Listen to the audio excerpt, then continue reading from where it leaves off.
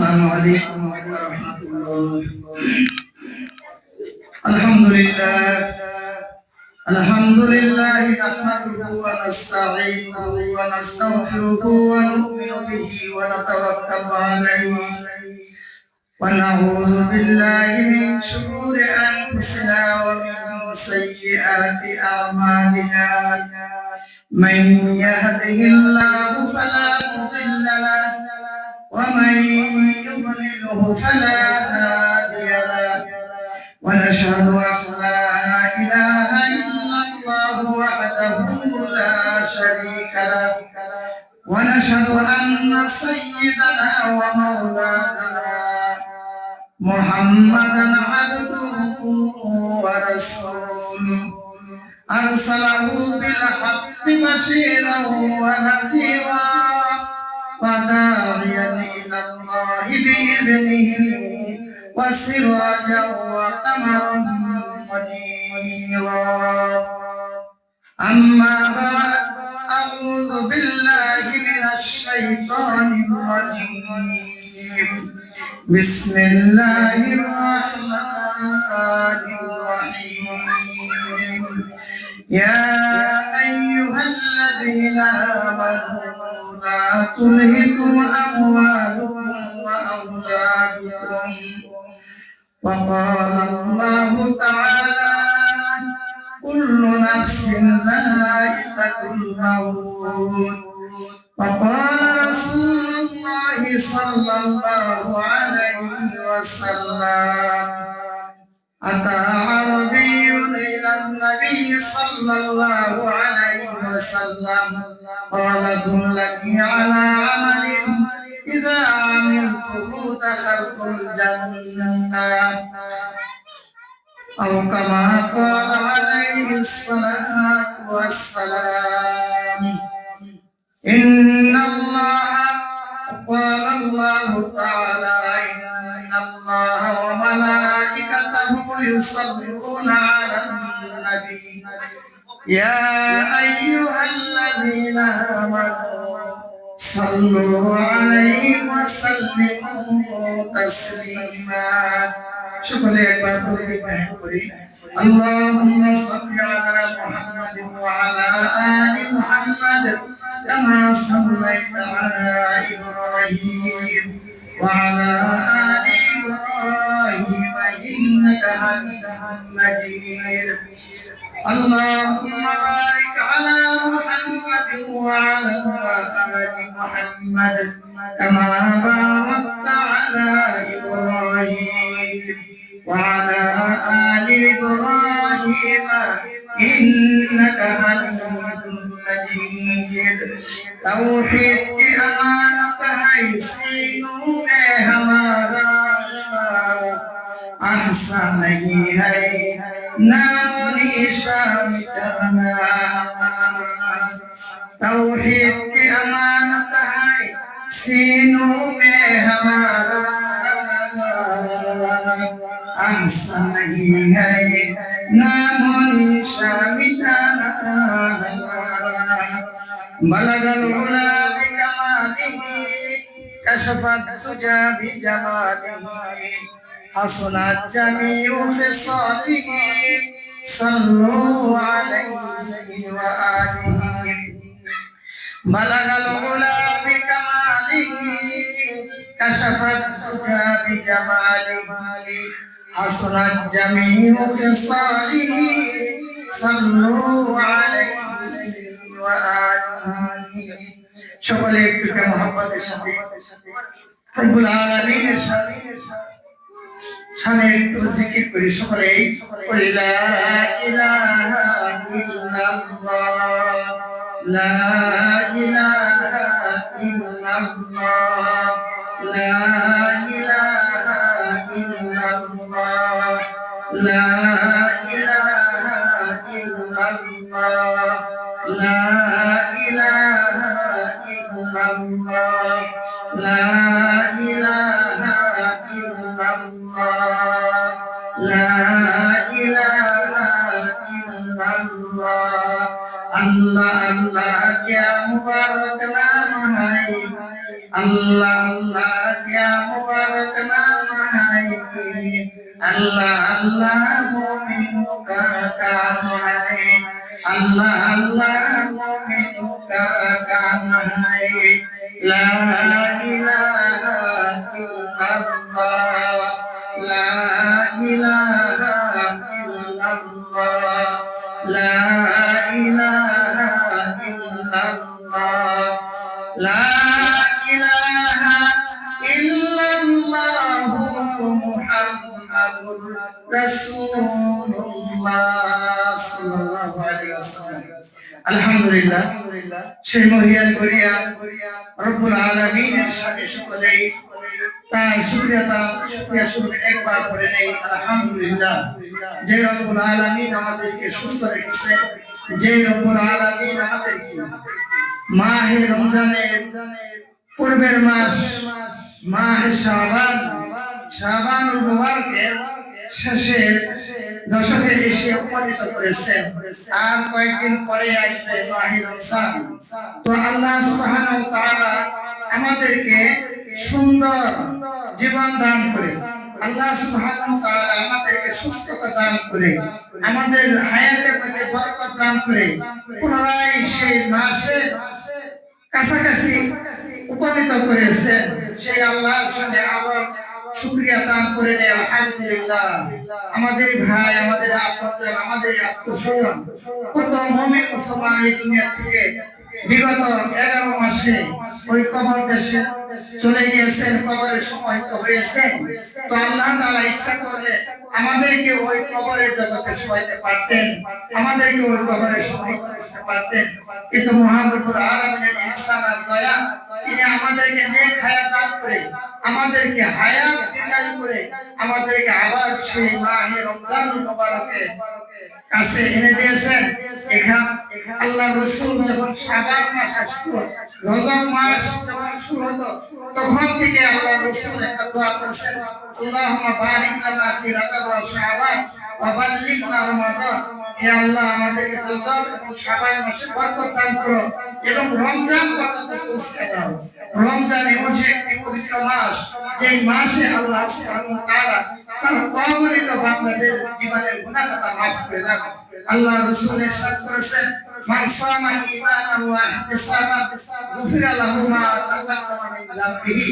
যে ব্যক্তি পরিপূর্ণ বিশ্বাসের সাথে ইয়াকিনের সাথে মাহে রমজানের সিয়াম সাধন করে, আল্লাহ সুবহানাহু ওয়া তাআলা তাদের জীবনের সকল প্রকার গুনাহ খাতা মাফ করে দেন। সুবহানাল্লাহ।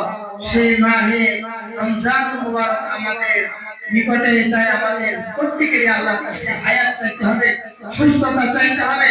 আল্লাহ তাআলা যেন আমাদের হায়াত দান করেন, আল্লাহ তাআলা যেন আমাদেরকে সুস্থ জীবন দান করেন। সকলে বলেন আমিন। আমাদের 600 দক্ষিণ পাড়া জামে মসজিদের উন্নতি কল্পে 22 ফেব্রুয়ারি তাফসীরুল কোরআন মাহফিল অনুষ্ঠিত হতে যাচ্ছে। এই মাহফিল আমাদের নিকটে, যদি আমরা তেমনের মূল্যায়ন করতে জানি না, কিন্তু এই মাহফিলের মূল্য, এই মাহফিলের দাম, এই মাহফিলের সম্মান আল্লাহ এবং ফেরেশতাকুলের নিকট অনেক। এই মাহফিলকে বলা হয় রিয়াকুল জান্নাহ। আল্লাহ রাসূল ইরশাদ করেছেন, ইযা মারাতুম বিরাদিল জান্নাহ ফারতাহু। যখন তোমরা জান্নাতের বাগানে যাও, তোমরা ভালোভাবে সেখানে বিচরণ করো। হযরত উলামায়ে কিরাম যে আলোচনা করে, সেই আলোচনা কি মনোযোগের সাথে শ্রবণ করো, শুনো। সেই মাহফিল আমাদের শুরু হতে যাচ্ছে। এখন থেকে আমাদের সবার কার্যক্রম শুরু হতে যাচ্ছে। তাই সম্মানিত এলাকাবাসী, যে যেখানে থাকুন না কেন, আমাদের মাহফিলে চলে আসুন। দুঃখের বিষয়, জায়গায় সংকলন না হওয়ার কারণে, আমাদের পাশে জায়গা না থাকার কারণে মাঠে বা বাইরে কোনো জমিনে এই মাহফিলের আয়োজন করা হয়নি, বরং এই মাহফিলের আয়োজন করা হয়েছে মসজিদের ভিতরে, যা নাকি আল্লাহ সুবহানাহু ওয়া তাআলার পবিত্র ঘর, যে ঘরে আসলে আল্লাহর রহমত নাযিল হয়।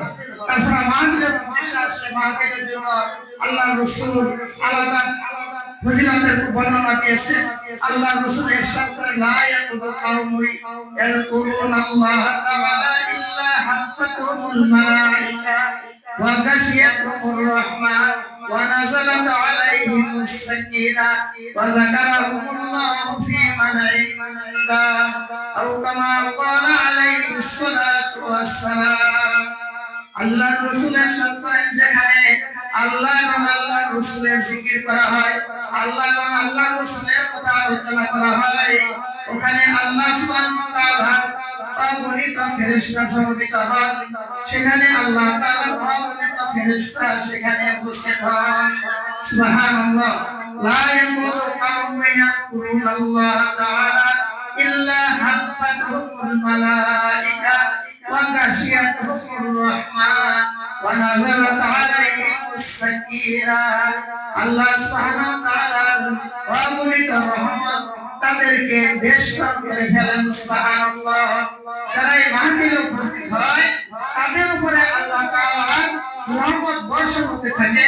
যেভাবে আসমান হতে বৃষ্টি বর্ষণ হয়, শিশির বর্ষণ হয়, ওইভাবে ওই বান্দাগুলির উপরে আল্লাহ তাআলার রহমত এবং সাকিনা নাযিল হয়। আর আল্লাহ সুবহানাহু ওয়া তাআলা এইসব বান্দাদেরকে নিয়ে আল্লাহ সুবহানাহু ওয়া তাআলা তার আসমানে গর্ব করতে থাকে, তাদের আলোচনা করতে থাকে। তাদের ব্যাপারে আল্লাহ সুবহানাহু ওয়া তাআলা ফেরেশতাদেরকে বলতে থাকে, ও ফেরেশতারা, তোমরা দেখো আমার দুনিয়ার অমুক গ্রামে অমুক স্থানে আমার বান্দাগণ আমি এবং আমার রাসূলের আলোচনা করতেছে, তাদের জান্নাত এবং জাহান্নামের আলোচনা করতেছে। জান্নাত পাওয়ার জন্য তারা যা প্রয়োজন তা মনোযোগের সাথে শুনতেছে, আর জাহান্নাম থেকে বাঁচার জন্য যা দরকার, যে আলোচনা দরকার তা তারা শ্রবণ করতেছে। সুতরাং তোমরা সাক্ষী থাকো, আমি তাদের জীবনের গুনাহগুলো মাফ করে দিলাম। সুবহানাল্লাহ। আল্লাহ রাসূল ইরশাদ করেন, দুনিয়াতে এক শ্রেণীর ফেরেশতা, একদল ফেরেশতা, তারা পৃথিবীর আনাচে কানাচে ঘুরতে থাকেন। পৃথিবীর আনাচে কানাচে কি হচ্ছে তা তারা উপলব্ধ তারা দেখে এবং সে ব্যাপারে তারা অবগত হন। আল্লাহ সুবহানাহু ওয়া তাআলার নিকট যখন এই ফেরেশতাগুলি যান, আল্লাহ তাআলা তাদেরকে জিজ্ঞেস করেন, ও ফেরেশতারা, তোমরা কোথায় গিয়েছিলা? ফেরেশতাগণ তারা সুন্দর করে আলোচনা করতে থাকে, বর্ণনা দিতে থাকে। অবশ্য আল্লাহ তাআলা সব জানেন, তথাপি আল্লাহ তাআলা ফেরেশতাদের মুখ থেকে আলোচনাগুলি শুনে। তো আল্লাহ তাআলা তাদেরকে জিজ্ঞেস করেন, আমার বান্দারা কি চায়? তখন ওই ফেরেশতাগুলি বলে, ও আল্লাহ, তোমার বান্দারা তোমার ওই জাহান্নামের আযাব থেকে মুক্তি চায়, জাহান্নামের আযাব থেকে তারা বাঁচতে চায়। আল্লাহ সুবহানাহু ওয়া তাআলা বলেন, আর কি চায়? তখন তারা ইরশাদ করেন, তখন তারা বলে, ও আল্লাহ তাআলা, ও আল্লাহ সুবহানাহু ওয়া তাআলা, আপনার বান্দারা আপনার জান্নাত চায়, তাদের জীবনের গুনাহগুলি মাফ চায়। আল্লাহ সুবহানাহু ওয়া তাআলা বলেন, ও ফেরেশতারা, তোমরা সাক্ষী থাকো, আমি আমার ওই বান্দাদের জীবনের গুনাহগুলি মাফ করে দিলাম। সুবহানাল্লাহ। এটা সেই মজলিস। এইজন্য আল্লাহ রাসূল বলেন, আলাইকুম বিমাজালিসিল উলামা ওয়াসতিমা'i কালামিল হুকামা ফা ইন্নাল্লাহা তাআলা ইযহিল কলবাল মাইয়িত কামা বিনুরিল হিকমা কামা ইযহিল আরদাল মাইয়িত বিমাইল মাতার।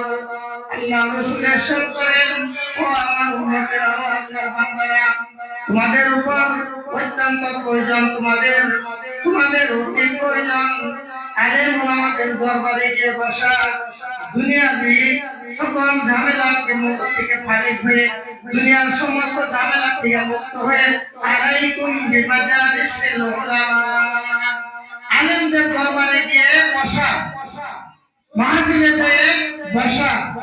কারণ ওয়াসতিমা'il কালামিল হুকামা, এবং সেখানে গিয়ে তাদের জ্ঞান গর্ব আলোচনা শোনা, কোরআন এবং হাদিসের আলোচনা শোনা তোমাদের জন্য অতি প্রয়োজন।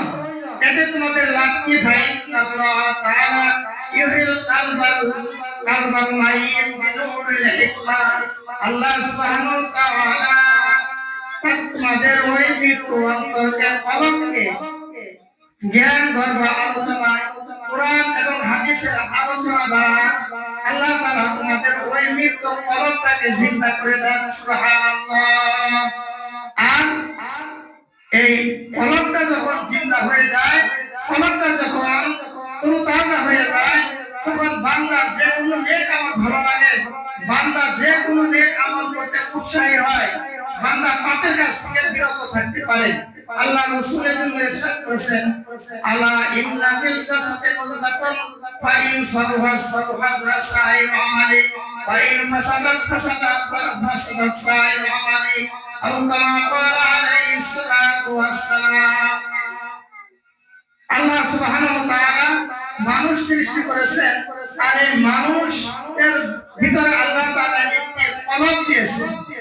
এই কলব যখন মানুষের নিষ্পাপ থাকে, কলব যখন সকল প্রকারের খারাপের থেকে মুক্ত থাকে, সকল পাপ কাজ থেকে বিরত থাকে, বেঁচে থাকে, তখন তার সকল আমলগুলি ভালো হয়ে যায়। আলা ইন্না ফিল জাসাদি লামুদাতুন ফাইন সারহাত সারহা সাইরু আমালি। যখন তার অন্তঃকরণ ভালো হয়ে যায়, যখন তার কলব ভালো হয়ে যায়, তখন তার সকল আমলগুলি ভালো হয়ে যায়। ওয়াইন ফাসাদাত ফাসাদা সাইরু আমালিহি। আর যখন তার অন্তঃকরণ খারাপ হয়ে যায়, অন্তঃকরণ মৃত্যুবরণ করে, তখন তার সকল খারাপ কাজ, সকল কাজগুলি খারাপ হয়ে যায়। তার পাপের কাজগুলি তার কাছে ভালো লাগে, তার দুনিয়ার সকল প্রকারের না খারাপ কাজগুলি তার করার জন্য ইচ্ছা হয়।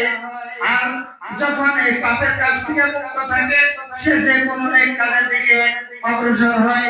এই জন্য আল্লাহ রাসূল বলেন, তোমারে আমার উম্মতেরা, তোমাদের জন্য অতি প্রয়োজন আলিম ওলামাদের দরবারে যে বসা, আলিম ওলামাদের কথা শোনা। আর এই কথা শুনলে, কোরআন ও হাদিসের আলোচনা শুনলে আল্লাহ তাআলা তোমাদের কলবটাকে পাপ মুক্ত করে দিবেন।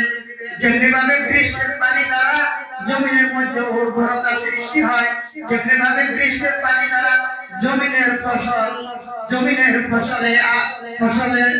ফসল বৃদ্ধি পায়, তাই আমরা যারা এখনো বাইরে আছি, যারা বাড়িতে আছি, তাদেরকে আমি অনুরোধ করে বলছি, তাদেরকে আমরা আহ্বান জানাচ্ছি, সকল প্রকারের ঝামেলা থেকে মুক্ত হয়ে, সকল প্রকারের কথাবার্তা, বিভিন্ন রকমের অজুহাত থেকে আমরা বেঁচে থেকে আমরা জালিসুর রহমান মাহফিল কিছুক্ষণ পরে আমাদের আমন্ত্রিত ওলামায়ে কিরাম আমাদের মাঝে আলোচনা করবেন। সে আলোচনা যাতে করে শুনে আমরা আমাদের জীবন গড়তে পারি, যাতে করে আমরা আমাদের পরকালের জীবনটাকে সুন্দর করতে পারি। এই জন্য কেউ ঘরে না থেকে, দোকানপাটে বসে না থেকে, সকলেই অতি অল্প সময়ের মধ্যে ইনশাআল্লাহ আমরা উপস্থিত হয়ে যাব। আল্লাহ তাআলা আমাদের প্রত্যেককে আসার তৌফিক দান করুন। সকলে বলেন আমিন। আমরা যারা আসতে পেরেছি, আমরা আল্লাহ তাআলার শুকরিয়া আদায় করে নেই, আলহামদুলিল্লাহ। আমরা যদি এই সময় বাইরে থাকতাম, হয়তো নানা রকমের কথার মধ্যে আমরা নিমজ্জিত থাকতাম, হয়তো ফাহিশা কথা বলতাম, হয়তো আল্লাহ তাআলার নাফরমানির কথা বলে ফেলতাম। তো আল্লাহ তাআলা আমাদের পক্ষে এই সময়টুকু আল্লাহ তাআলা আমাদেরকে ওই পাপ থেকে আল্লাহ তাআলা দূরে সরিয়ে রাখছে। এই জন্য আল্লাহ তাআলার শুকরিয়া। মানুষ তো মরণশীল, আমরা তো চিরদিন এই দুনিয়াতে থাকবো না। এই দুনিয়াতে আল্লাহ তাআলা যুগে যুগে কত নবী রাসূল প্রেরণ করেছেন, কত নামী দামি, কত ঐশ্বর্যশালী, কত ধনপ্রবাদ লোকজন আল্লাহ তাআলা এই দুনিয়াতে দিয়েছেন, তাদেরকে পাঠিয়েছিলেন। তাদের ধন সম্পদ তাদেরকে চিরস্থায়ী করে রাখতে পারে নাই, তাদের শক্তি বাহাদুরি তাদেরকে চিরস্থায়ী করে রাখতে পারে নাই, তারা সকলেই চলে গেছে। এই কবি বলেন, ইহা হায় মুসাফির হাম ওহি আখির ঠিকানা, ইহা হায় মুসাফির হাম ওহি আখির ঠিকানা, কোই আগে রওয়ানা है कोई पीछे रवाना, जगह जी लगाने की दुनिया नहीं आई, जगह जी लगाने की दुनिया नहीं आई, इबारत की जाए तमाशा नहीं आई। দুনিয়াটা হলো মুসাফির খানা। মানুষ যেমন এক জেলার থেকে আরো জেলায় বেড়াতে যায়, এক বাড়ি থেকে আরো বাড়ি বেড়াতে যায়, নিজের বাড়ি থেকে আরেকটা বাড়ি বেড়াতে যায়, যে দেখা যায় সেখানে 2-3-4 ঘন্টা পরে আবার চলে আসে। তার উদ্দেশ্য যা ছিল, উদ্দেশ্য যখন তার শেষ হয়ে যায় তখন দেখা যায় সে আবার তার গন্তব্যস্থলে আবার তার সেই নিজের স্থানে চলে আসে। তেমনিভাবে আল্লাহ সুবহানাহু ওয়া তাআলা আমাদেরকে দুনিয়াতে প্রেরণ করেছেন ওই আখিরাতের জীবন গড়ার জন্য, আখিরাতের জন্য কিছু সামান এবং পাথর সঞ্চয় করে নিয়ে যাওয়ার জন্য। সুতরাং এখানে যেহেতু আমরা চিরদিন থাকবো না, এই দুনিয়াই হলো আমাদের পরকালের সুখ শান্তির ক্ষেত্র। আল্লাহ রাসূল ইরশাদ করেন, আর দুনিয়া মাজরাআতুল আখিরাহ, দুনিয়া হলো আখিরাতের একটি ক্ষেত। আর এই ক্ষেতের পাগলকে থাকে আর দুনিয়া জীবাতুন ওয়া তালিব ওয়া কিরাম। আল্লাহ রাসূল ইরশাদ করেন, দুনিয়া হলো একটি মৃত্যু বস্তু।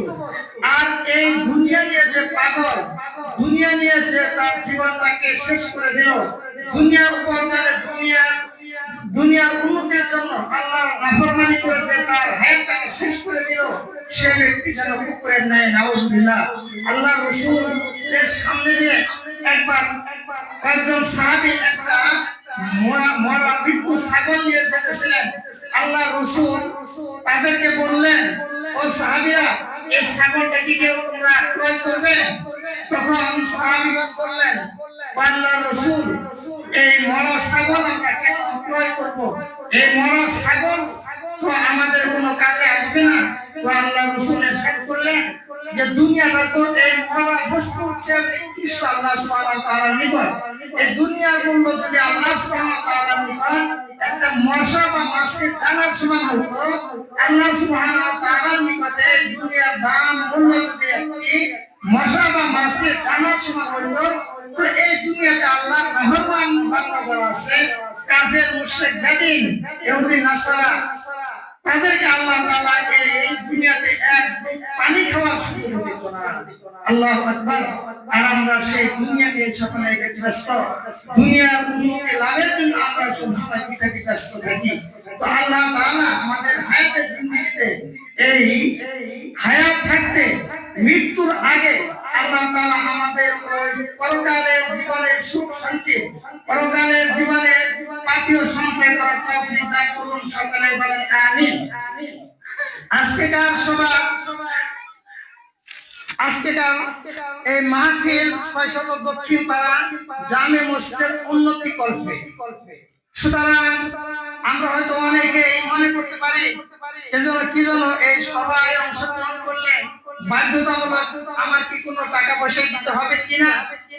হয়তো এই ধরনের মনোভাব অনেকের অন্তরে এনে হাতে টাকা না থাকার কারণে, হয়তো দেওয়ার মতো সামর্থ্য নাই, এইরকম দুর্বলতার কারণে হয়তো আমরা অনেকে মাহফিল থেকে বঞ্চিত থাকতে পারি। তাই আমি তাদেরকে বলতে চাই না, এই ধরনের মনোভাব যদি কারো থাকে, হাতে টাকা নাই, দেওয়ার মতো সামর্থ্য নাই, এই জন্য পরকালের জীবনের উন্নতির জন্য যে আলোচনা ওলামায়ে কেরাম করবে তার থেকে আমরা বঞ্চিত হব, তা যেন না হয়। আমরা যা পারি তাইকে হয়তো এখানে অংশগ্রহণ করব, অন্যথায় কোরআন হাদিসের আলোচনা শুনে আমাদের নিজের জীবন গড়ার চেষ্টা করব, আখিরাতের উন্নতির জন্য আমরা চেষ্টা করব। আমরা কোরআন হাদিসের আলোকে দেখতে পাই আল্লাহ সুবহানাহু ওয়া তাআলা তার বান্দাদেরকে বলেছেন, ইয়া আইয়ুহাল্লাযীনা আমানু, ইয়া আইয়ুহাল্লাযীনা আমানু লা তুলহিকুম আমওয়ালুকুম ওয়া লা আওলাদুকুম আন যিকরিল্লাহ। ও দুনিয়ার মানুষ, তোমাদেরকে যেন ওই দুনিয়ার অর্থ সম্পদ, দুনিয়ার সন্তান সম্পত্তি তোমাদেরকে গাফেল না করে, তোমাদেরকে পরকালীন জীবন থেকে যেন তোমাদেরকে গাফেল না রাখে। তোমরা সকলেই তোমরা দুনিয়ার লোভ লালসাকে ত্যাগ করে তোমরা ওই আখিরাতের দিকে দৌড়াও। আল্লাহ রাসূল বলেন, আল্লাহ সুবহানাহু ওয়া তাআলা এই নবী ইরশাদ করেছেন, ওয়াসারিউ ইলা মাগফিরাহ তোমরা আল্লাহর কাছে ক্ষমা পাওয়ার উদ্দেশ্যে তোমরা অতি দ্রুত অগ্রসর হও। এই জন্য আমরা সাহাবীদের ইতিহাস দেখতে পাই যে তাদের জীবনে অত্যন্ত দুঃখ কষ্ট হয়েছে, এমনকি তাদের জীবনে দেখা গেছে অর্থ সম্পদের অভাব সময় লেগেই থেকেছে। তারপরেও দেখা গেছে তারা তাদের ওই আর্থিক সচ্ছলতার মধ্যে যতটুকু সমর্থ ততটুকু তারা কি করতো, আল্লাহর রাস্তায় ব্যয় করতো। হযরত আলী রাদিয়াল্লাহু তাআলা খলিফাতুল মুসলিমিন নবী করিম সাল্লাল্লাহু আলাইহি সাল্লামের জামাতা চতুর্থ খলিফা হযরত আলী রাদিয়াল্লাহু তাআলা একবার তার এমন অবস্থা হয়েছে তার ঘরে খাবার কিছু নেই, আর ক্রয় করার মতো অর্থ সম্পদ কিছুই নেই। হযরত ফাতিমা রাদিয়াল্লাহু তাআলা আনহা হযরত আলী রাদিয়াল্লাহু তাআলা থেকে বললেন, হে খলিফাতুল মুসলিমিন, হে শ্রদ্ধেয় স্বামী,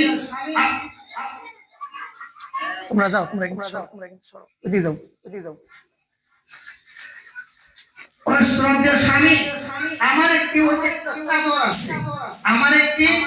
অতিরিক্ত চাদর আছে, এই চাদরটি নিয়ে বিক্রি করে পরিবারের জন্য কিছু খানা পিনার ব্যবস্থা করো। ফাতেমা রাদিয়াল্লাহু তাআলা আনহা প্রথম হযরত আলী রাদিয়াল্লাহু তাআলা ওই চাদরটি নিয়ে বাজারে গিয়ে চাদর বিক্রি করলেন। চাদরটি বিক্রি করলেন মাত্র 6 টাকা। তখনকার 6 দিরহামে চাদরটি বিক্রি করলেন। বিক্রি করার পর উনি যখন বাড়িতে ফিরছেন, ইতিমধ্যে একজন ভিক্ষু হযরত আলী রাদিয়াল্লাহু তাআলা আনহুকে বললেন,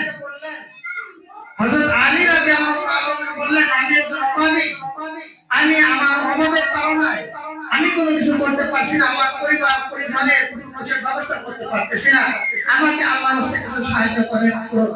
হযরত আলী রাদিয়াল্লাহু তাআলা আনহু ওই ভিক্ষুকের কথা শুনে তার পরিবারের কথা ভুলে গেছে। ভিক্ষুকের কথা শুনে হযরত আলী রাদিয়াল্লাহু তাআলা আনহু সেই চাদর বিক্রি 6 টাকায় ওই ভিক্ষুককে দিয়ে ফেলছে।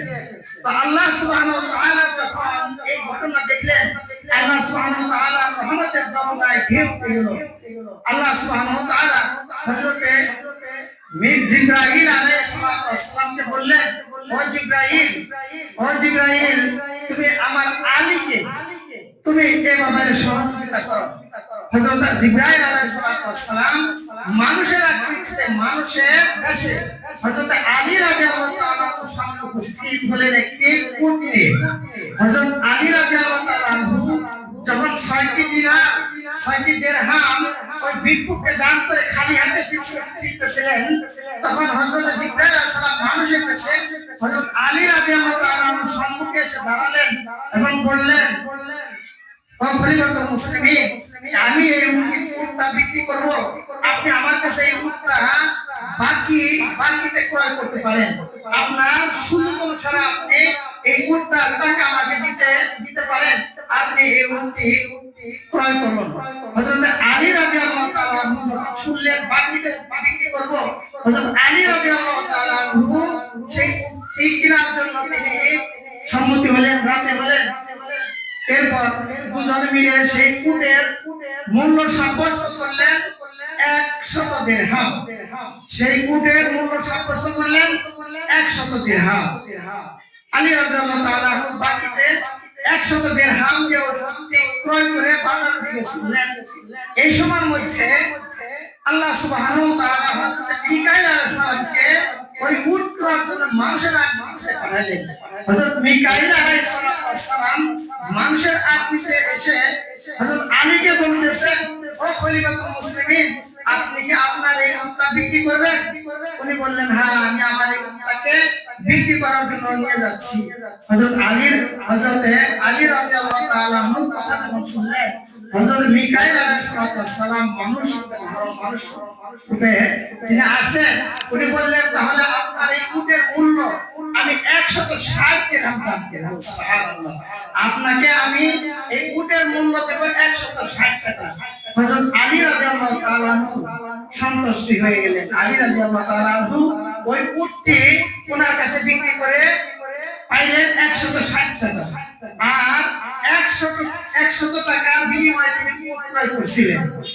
যখন এই টাকা হাতে নিয়ে আলী রাদিয়াল্লাহু তাআলা আনহু ফিরছিলেন, সাথে সাথে সেই মিকাইল আলাইহিস সালাম সেই ফেরেশতা হযরত আলী রাদিয়াল্লাহু তাআলা সম্মুখে উপস্থিত বললেন যে আমার উটের মুকুটটা দিয়ে দেন। আলী রাদিয়াল্লাহু তাআলা আনহু তাকে 100 টাকা দিয়ে দিলেন। সুবহানাল্লাহ, 100 টাকা দিয়ে দিলেন। আর মুনাফা হলো 60 টাকা।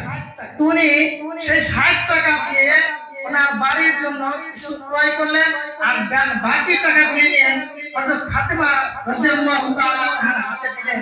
হযরত ফাতেমা রাদিয়াল্লাহু তাআলা আনহা আশ্চর্য হয়ে গেলেন এবং বললেন, ও শ্রদ্ধেয় স্বামী, আপনি এত টাকা কিভাবে পাইলেন? কোথা থেকে আপনি এই টাকা সংগ্রহ করলেন? আপনি দেখা যায় পরিবারের জন্য কিছু খানা পিনার ব্যবস্থা করেছেন, আবার আপনি এতগুলি টাকা আমার হাতে জমা দিচ্ছেন, কিভাবে কি পাই হলো? হযরত আলী রাদিয়াল্লাহু তাআলা বললেন, ও ফাতেমা, শোনো শোনো, এবার আমি আল্লাহ সুবহানাহু ওয়া তাআলার সাথে বাণিজ্য করেছি। সুবহানাল্লাহ, আমি আল্লাহ সুবহানাহু ওয়া তাআলার সাথে বাণিজ্য করেছি। আমি একটি উট ক্রয় করেছিলাম, আর ওই উটটা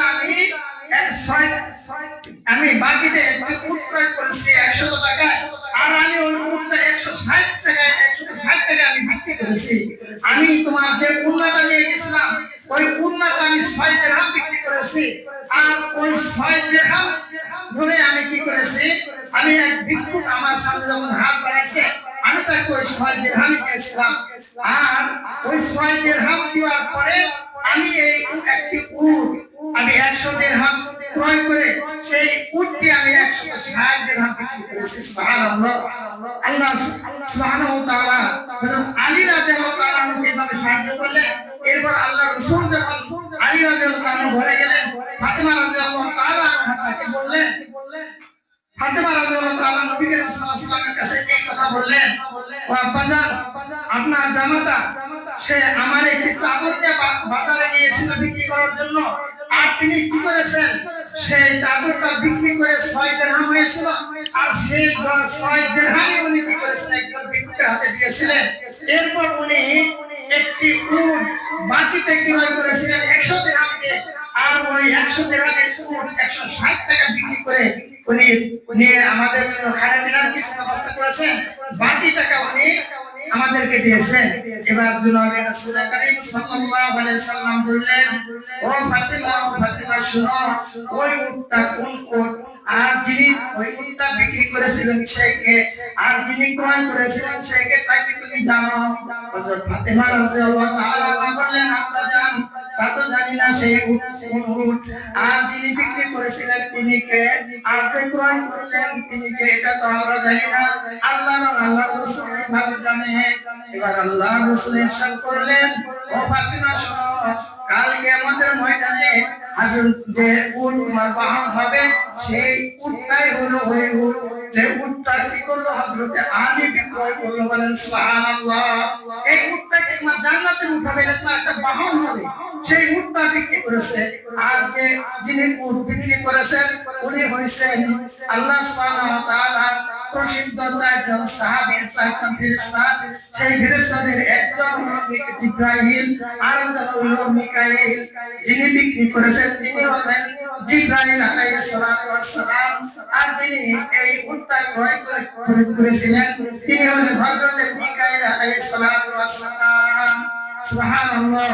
এইজন্য আল্লাহ তাআলা বলেন, মাসালুল লাযিনা ইউনফিকুনা আমওয়ালাহুম ফি সাবিলিল্লাহ কামাসালি হাববাতিন আনবাতাত সাবআ সানাবিলা ফি কুল্লি সুনবুলাতিন মিয়াতু হাব্বা। আল্লাহ সুবহানাহু ওয়া তাআলা আলামে পাকের মধ্যে ইরশাদ করেছেন, মাসালুল লাযিনা ইউনফিকুনা ফি সাবিলিল্লাহ কামাসালি হাববাতিন আনবাতাত সাবআ সানাবিলা ফি কুল্লি সুনবুলাতিন মিয়াতু হাব্বা। যারা নাকি আল্লাহর রাস্তায় যারা দান করে, যারা যাদের অর্জিত টাকা পয়সা থেকে আল্লাহ সুবহানাহু ওয়া তাআলার পথে ব্যয় করে, তাদের দৃষ্টান্ত হলো তাদের উদাহরণ হলো একটা বীজের মতো। বীজ স্বরূপ, যেমন জমিনে আমরা বীজ বপন করি, একটা পাটের দানা যদি বিক্রি করি, বীজ ফেলা জমিতে, তাহলে একটা পাট গাছ হয়। একটি দানার বীজ যদি আমরা ফেলি, ছোট্ট একটা দানা, এটা যদি ফেলে একটা কি হয়, একটা দানা হয়। একটা ধান যদি জমিনে বপন করি, তাহলে দেখা যায় একটি ধান হয়। আল্লাহ সুবহানাহু ওয়া তাআলা ইরশাদ করেন, আমার বান্দা যখন তার কষ্টে অর্জিত টাকা পয়সা আমি আল্লাহ তাআলার সন্তুষ্টির উদ্দেশ্যে, আমি আল্লাহ তাআলাকে খুশি করার উদ্দেশ্যে আমার রাস্তায় ব্যয় করে, সেজন্য একটি দানা জমিনের মধ্যে কি করব, বলেন সুবহানাল্লাহ।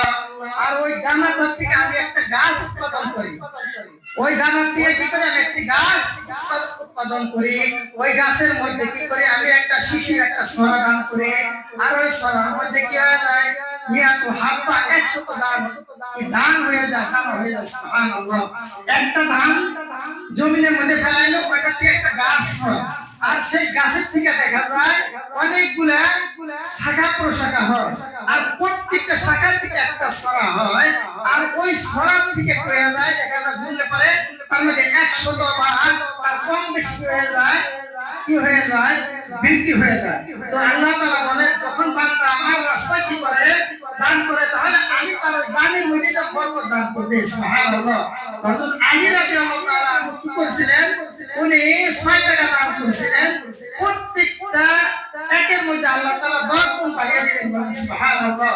1 টাকার বিনিময়ে আল্লাহ তাআলা কয় টাকা দিলেন, আল্লাহ তাআলা 10 টাকা দিয়ে দিলেন, 6 10 60। আমরা তো আসলে আল্লাহর রাস্তায় ব্যয় করতে অনেক কৃপণতা করি, অভাবে কারণে আমরা দেখাই আমাদের নিজের অজুহাতে কি করতে চাই না, ভিক্ষুক সাইল কেউ যদি আমাদের কাছে হাত বাড়ায় আমরা তাদেরকে বলে দেয় মাফ করুন, এখন আমাদের কি নাই, সুযোগ নাই। অথচ আলী রাদিয়াল্লাহু তাআলা ইতিহাস আমরা দেখেছি এরকম মানুষ ছিলেন। তো আল্লাহ সুবহানাহু ওয়া তাআলা উনাদেরকে দিয়ে আমাদের জীবন এইভাবে করার জন্য কি উপমা স্বরূপ রেখে দিয়েছেন। হযরত আবু তালহা রাদিয়াল্লাহু তাআলা এর একটা ইতিহাস দেখা যায়। হযরত আবু তালহা রাদিয়াল্লাহু তাআলা একজন জলিল কদর সাহাবী ছিলেন। আল্লাহ সুবহানাহু ওয়া তাআলা তাকে এমন একজন মনোভাবকে সৃষ্টি করেছিলেন যার তুলনা সাহাবীদের মধ্যে কম সংখ্যক ছিল। হযরত আবু তালহা রাদিয়াল্লাহু তাআলা মদিনা মুনাওয়ারার মধ্যে একজন খুব ধনট্ট মানুষ ছিলেন, তার অনেক বাগান ছিল, তার সবচেয়ে বেশি বাগান ছিল মদিনা মুনাওয়ারার মধ্যে হযরত আবু তালহা রাদিয়াল্লাহু তাআলা তার একটি বাগান ছিল, ওই বাগানগুলির মধ্যে অনেক বড় এবং প্রিয়, সেই বাগানের নাম ছিল কি বুরাইহানা। বুরাইহানা এই বাগানটা আল্লাহ রাসূলের কাছে খুব প্রিয় ছিল। যারা রাসূল পাক সাল্লাল্লাহু আলাইহি ওয়াসাল্লাম মদিনায় গিয়েছেন তারা দেখেছেন রাসূল পাক সাল্লাল্লাহু আলাইহি ওয়াসাল্লামের রওজা মুবারকের পাশেই আবু তালহা রাদিয়াল্লাহু তাআলা সেই বাগান। রাসূল পাক সাল্লাল্লাহু আলাইহি ওয়াসাল্লাম অনেক সময় আবু তালহা এই বাগানে যে বিশ্রাম করতে বসতে, ওই বাগান থেকে একটা ঝর্ণা, একটা পানির নহর বের হতো, যে পানি যে বাগানের পানি ছিল বৃষ্টি। রাসূল পাক সাল্লাল্লাহু আলাইহি ওয়াসাল্লাম এই বাগানের এই পানিগুলো কি করতেন, ওখানে পান করতেন। তো কোরআনের আয়াত যখন নাযিল হলো লান তানালুল বিররা হাত্তা তুনফিকু মিম্মা তুহিব্বুন, লান তানালুল বিররা হাত্তা তুনফিকু মিম্মা তুহিব্বুন, অর্থাৎ ততক্ষণ পর্যন্ত তোমরা পূর্ণ লাভ করতে পারবে না, ততক্ষণ তোমরা পরিপূর্ণ পূর্ণ লাভ করতে পারবে না যতক্ষণ পর্যন্ত তোমার প্রিয় বস্তু, যতক্ষণ পর্যন্ত তোমার প্রিয় বস্তু আল্লাহর রাস্তায় দান না করবে, যতক্ষণ পর্যন্ত তোমার প্রিয় জিনিস আল্লাহ সুবহানাহু ওয়া তাআলার রাস্তায় দান না করবে। আয়াতটা যখন নাযিল হলো, হযরত আবু তালহা রাদিয়াল্লাহু তাআলা আমার ভিতরে একটা অশান্তি সৃষ্টি হয়ে গেল। হায়, আমার এতগুলি বাগান আছে, আর এই বাগানগুলির মধ্যে আমার একটা বাগান আছে খুবই প্রিয়, যে বাগানটা রাসূল পাক সাল্লাল্লাহু আলাইহি ওয়াসাল্লামের কাছে প্রিয়। এই জন্য তিনি দৌড়িয়া নবীদের কাছে আসলেন, আয়েশা বললেন ইয়া রাসূলুল্লাহ, আমার সেই বারাইহানা যে বাগানটা, এই বাগানটা আমি আল্লাহর রাস্তায় দান করব। ও আল্লাহর রাসূল, আপনি আমার বাগানটা নিয়ে আপনি আল্লাহর রাস্তায় আপনার খুশি মতো আপনি ব্যয় করুন, সুবহানাল্লাহ। উনি যা দরখাস্ত করলেন আল্লাহর রাসূলের কাছে যে আমার এই বাগানটা আমি আপনার কাছে আল্লাহর রাস্তায় দান করে দিলাম, মাফ করে দিলাম, আপনার খুশি মতো কি করেন বাগানটাকে আপনি ব্যবহার করুন বা আপনি দান করে দেন। হযরত আবু তালহা রাদিয়াল্লাহু তাআলা যখন এই কথা বললেন, রাসূল পাক সাল্লাল্লাহু আলাইহি ওয়াসাল্লাম আলহামদুলিল্লাহ বললেন এবং তাকে বাহবা জানালেন, তাকে আল্লাহ রাসূল তাকে ধন্যবাদ জানালেন, মারহাবা বলে তাকে ধন্যবাদ জানালেন। বলতেছে ও আবু তালহা, ও আবু তালহা, আল্লাহ সুবহানাহু ওয়া তাআলা তো ইরশাদ করেছেন ওয়া আতিরাল কুরবা হাক্কাহু ওয়াল মাসাকিন ওয়া ইবনাস সাবিল। তোমার অর্জিত সম্পদ থেকে তুমি তোমার এই সম্পদ আগে তোমার পরিবার পরিজনের জন্য যতটুকু প্রয়োজন ততটুকু তুমি তাদের পাশে ব্যয় করো। এরপর তুমি আল্লাহর রাস্তায় যখন ব্যয় করবে তখন তুমি তোমার আপনজন থেকে শুরু করবে। ওয়া আতিরাল কুরবা হাক্কাহু, তোমার আপনজনদের মধ্যে যারা নিঃস্ব, যারা দরিদ্র, যারা অভাবী, তাদের মধ্যে কি করো তুমি এই বাগানটাকে বন্টন করে দাও। সুবহানাল্লাহ। এরকম অনেক আছে না, আমাদের মধ্যে অনেক লোক দেখা যায় অনেক সম্পদের মালিক, আবার আমাদের আত্মীয় স্বজন অত্যন্ত ঘনিষ্ঠ লোক দেখা যায় তাদের একটা জমিও থাকে না। হযরত আবু তালহা রাদিয়াল্লাহু তাআলা আনহু এরকম ঘনিষ্ঠ আত্মীয় স্বজন ছিলেন। উনি আয়েশা কি করলেন, সেই বাগানটা আল্লাহর রাস্তে উনি সকল আপনজনদের নিকটে বিলিয়ে দিলেন এবং প্রত্যেককে আলাদা আলাদা করে বাগানের মালিক বানিয়ে দিলেন। সুবহানাল্লাহ। আমরা তো দেই, দেখা যায় আমরা মসজিদের নামে অনেক সময় রক্ত করে দেই। কোন সময় দেই?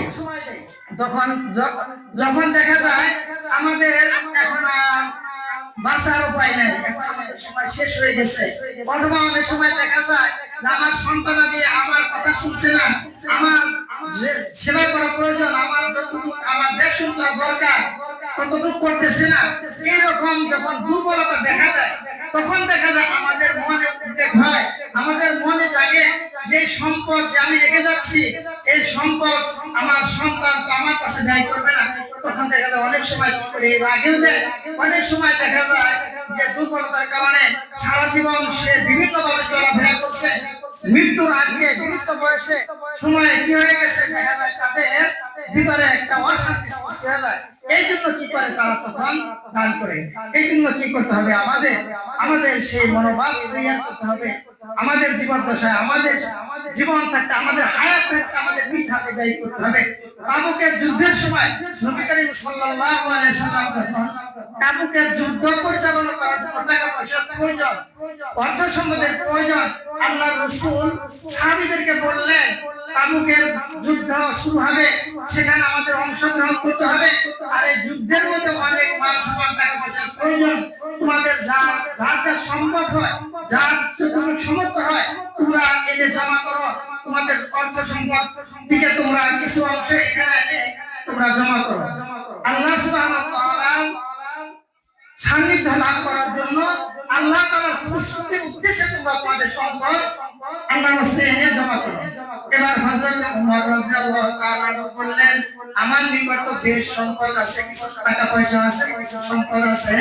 এবার আমি আমার ওই সম্পদ থেকে আবু বকর রাদিয়াল্লাহু আবু বকরের চেয়ে বেশি দান করব। বলেন সুবহানাল্লাহ।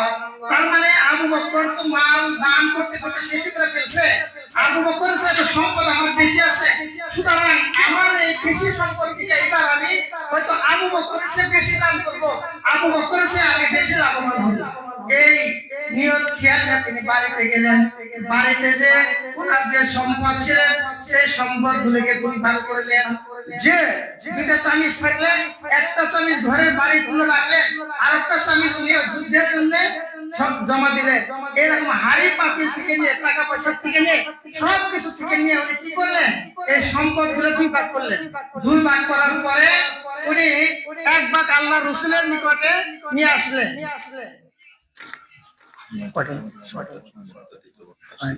শেষ হয়ে গেল সময়।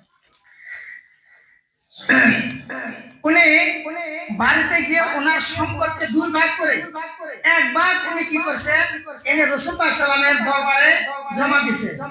এবার হযরত আবু বকর রাদিয়াল্লাহু তাআলা আনহু আসেন, ওমর রাদিয়াল্লাহু তাআলা আগে আসেন, হযরত আবু বকর রাদিয়াল্লাহু তাআলা আনহু পরে আসেন। আবু বকর রাদিয়াল্লাহু তাআলা আনহু সম্পদ ওনার কাছে যা ছিল উনি এনে রাসূল পাক সাল্লামের দরবারে জমা দিলেন। এবার রাসূল পাক সাল্লাল্লাহু আলাইহি সাল্লাম প্রথমে জিজ্ঞাসা করলেন ওমরকে, হে ওমর তুমি কি কিছু রেখে আসছো? তিনি বললেন জি হুজুর আমি রেখে আসছি। তুমি কি রেখে আসছো? তখন হযরত ওমর রাদিয়াল্লাহু তাআলা আনহু বললেন ইয়া রাসূলুল্লাহ আমার পরিবার পরিজনের জন্য আমার সংসারে যা সম্পদ ছিল ওই সম্পদের অর্ধেক অংশ আমি রেখে আসছি।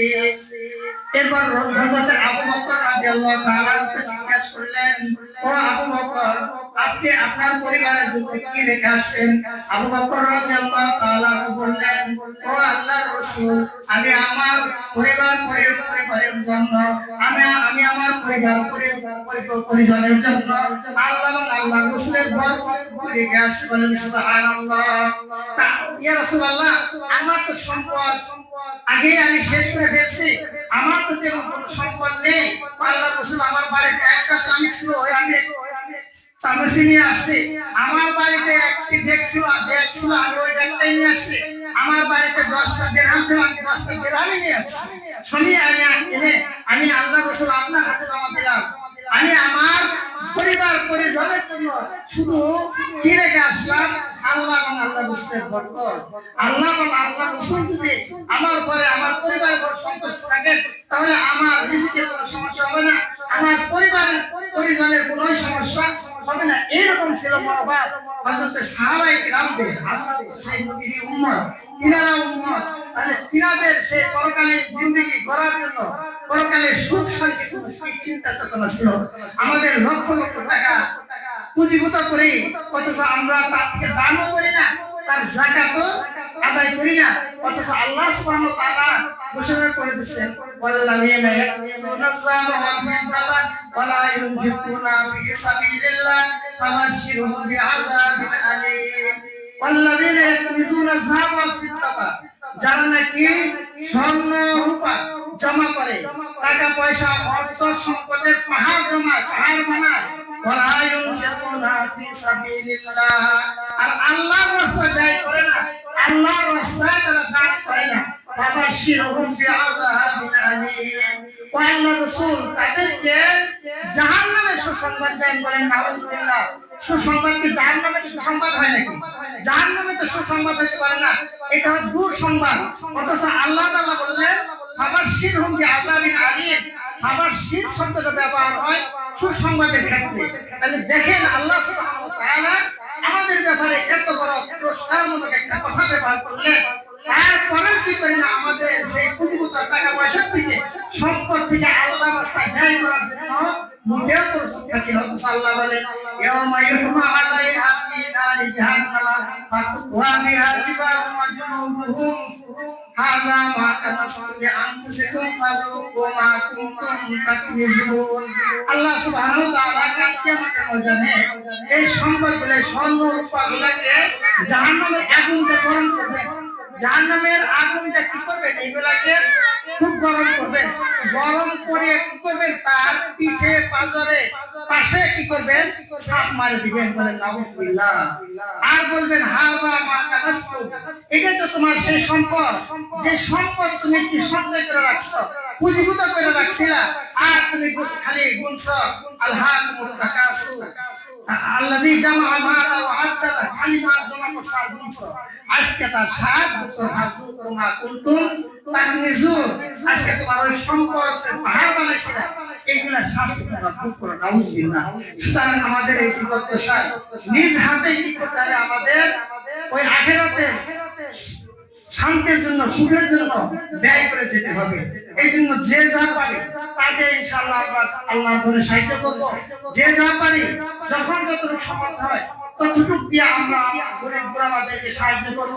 আজকে স্বজনের মধ্যে যারা দরিদ্র অভাবী, তাদেরকে আমরা সাহায্য করব। আল্লাহ তাআলা আমাদেরকে তৌফিক দান করুন।